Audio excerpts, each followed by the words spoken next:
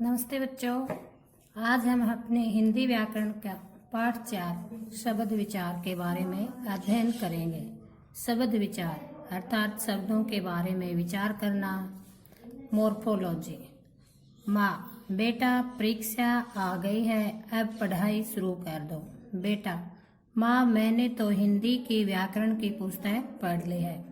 ऊपर दो संवाद हैं। संवाद मतलब बेटा आपस में दो व्यक्ति बातचीत कर रहे हैं, परंतु शब्द अनेक हैं, जैसे बेटा, माँ, पढ़ाई, परीक्षा, व्याकरण आदि। इन सभी शब्दों का कोई न कोई अर्थ है। प्रत्येक शब्द वर्णों के मेल से बना है। वर्णों में स्वर और व्यंजन शामिल हैं। यदि इन शब्दों में वर्णों का स्थान परिवर्तन कर दिया जाए, परिवर्तन मतलब बदल दिया जाए, तो वह शब्द नहीं कहलाएगा। जैसे बेटा का टाबे या मैंने काने में कर देने से वर्णों का मेल तो है, परंतु अर्थ प्राप्त नहीं हो रहा है। अतः कहा जा सकता है, दो या दो से अधिक वर्णों का सार्थक मेल ही शब्द कहलाता है। शब्द किसे कहते हैं? दो या दो से अधिक वर्णों के सार्थक मेल को शब्द कहते हैं। इस आधार पर शब्द के दो भेद किए गए हैं। पहला सार्थक शब्द, नंबर 2 निरर्थक शब्द। सार्थक जिसका कोई अर्थ होता है। सार्थक शब्द का अर्थ है अर्थ सहित, यानी जो शब्द अर्थयुक्त हो, जैसे घर, नमक, अजगर, गुलाब, अध्यापक आदि।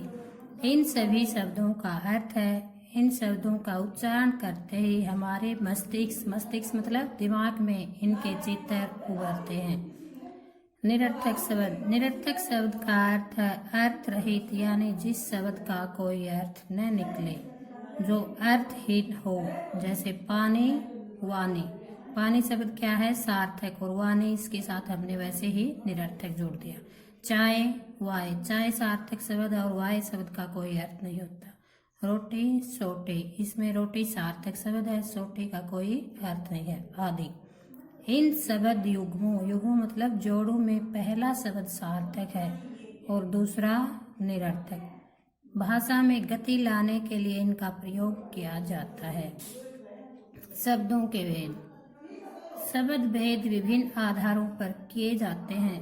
इसमें बताया गया है शब्द के भेद किस किस आधार पर किए जाते हैं। नंबर 1 होता है उत्पत्ति के आधार पर, नंबर 2 रचना के आधार पर, नंबर 3 व्याकरण अथवा प्रयोग के आधार पर, नंबर 4 अर्थ के आधार पर।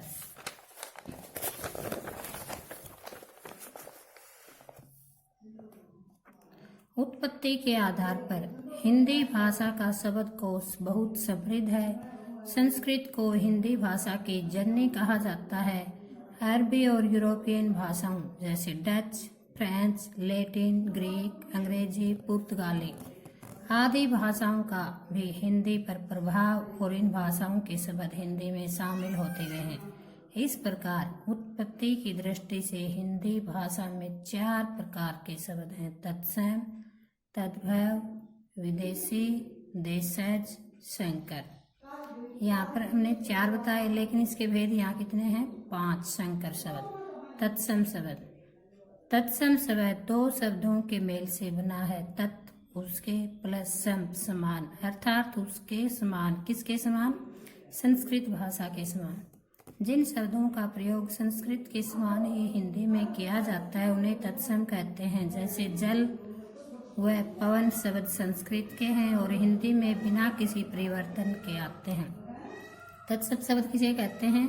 वे शब्द जो संस्कृत भाषा से हिंदी भाषा में ज्यों के त्यों प्रयोग किए जाते हैं, अर्थात उनका कोई रूप परिवर्तन नहीं होता, उन्हें तत्सम शब्द कहते हैं। तद्भव। यह शब्द 2 शब्दों के मेल से बना है। तत् प्लस उससे प्लस भव, उत्पन्न होने वाला, अर्थात उससे उत्पन्न होने वाला। किससे उत्पन्न होने वाला? संस्कृत से उत्पन्न होने वाला। जिन शब्दों का निर्माण संस्कृत से बदलकर होता है उन्हें तद्भव शब्द कहते हैं। जैसे दुग्ध संस्कृत शब्द है और इससे शब्द बनता है दूध। रात्रि से बनता है रात। अब हम देखेंगे तत्सम और तद्भव शब्दों की सूची। प्रकृति से संबंधित शब्द।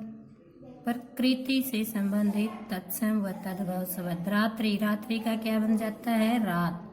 संध्या, सांझ। सूर्य, सूरज। अंधकार, अंधेरा। उज्जवल, उजला। नक्षत्र, खेत। चंद्र, चांद। पाषाण तत्सम शब्द है, इसका तद्भव शब्द क्या हो जाएगा? पाहन। वारिद, वारिद का बादल। अगला है पशु पक्षी या कीट पतंगों से संबंधित। काक, कौआ। कोकिल, कोयल। गौ, गाय। गोटक, घोड़ा। पक्षी, पंछी। बरमर, भौरा। मक्षिका, मक्खी। मयूर, मोर। सर्प, सांप। उल्लूक, उल्लू। उष्ट्र, ऊंट। कछुआ, कछुआ। कीटक, कीड़ा। करकट, केकड़ा। चटिका, चिड़िया। वानर, बंदर। वर्कर, बकरा। वत्स, बछड़ा। मत्स्य, मछली। मत्सर, मच्छर। मंडूक, मेंढक। श्रृंगाल, सियार। भल्लूक, भालू। गिद्ध, गिद्ध।